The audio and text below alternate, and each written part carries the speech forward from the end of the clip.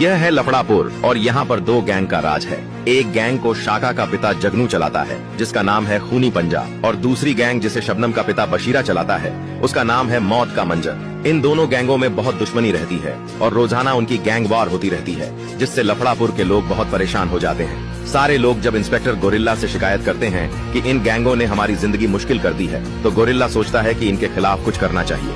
वह सबसे पहले जगनू के पास आता है और उससे कहता है, तुम्हें अब यह दुश्मनी खत्म कर लेनी चाहिए। जगनू भी रोज की गैंग वॉर से तंग आ चुका था, तो वह मान जाता है और गोरिल्ला से कहता है, यह दुश्मनी कैसे खत्म होगी।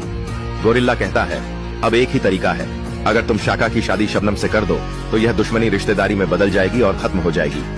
जगनू तैयार हो जाता है और जगनू के कहने पर शाका भी मान जाता है। जगनू बशीरा के पास जाता है और कहता है, यह रोज रोज की गैंग वॉर ठीक नहीं है, अब इस दुश्मनी को रिश्तेदारी में बदल दो। बशीरा, जो कि जगनू की गैंग को पूरी तरह खत्म कर देना चाहता था ताकि अकेला लफड़ापुर पर राज कर सके, जगनू के सामने तो शाका शबनम की शादी के लिए मान जाता है, लेकिन मन ही मन प्लान बनाता है। अब हमें मौका मिला पूरी गैंग को खत्म करने का। जैसे ही वे रिश्ते की बात के लिए आएंगे, सबको मार डालना है। अगले दिन जब गोरिल्ला जगनू और बशीरा को एक जगह बुलाता है, तो जैसे ही जगनू और शाका वहां पहुंचते हैं, बशीरा के आदमी उन पर हमला कर देते हैं, जिसमें जगनू बुरी तरह घायल हो जाता है। गोरिल्ला बशीरा के लोगों को रोकने की कोशिश करता है।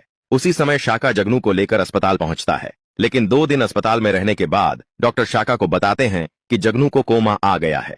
अब सवाल यह है, क्या शाका जगनू का बदला ले पाएगा या नहीं।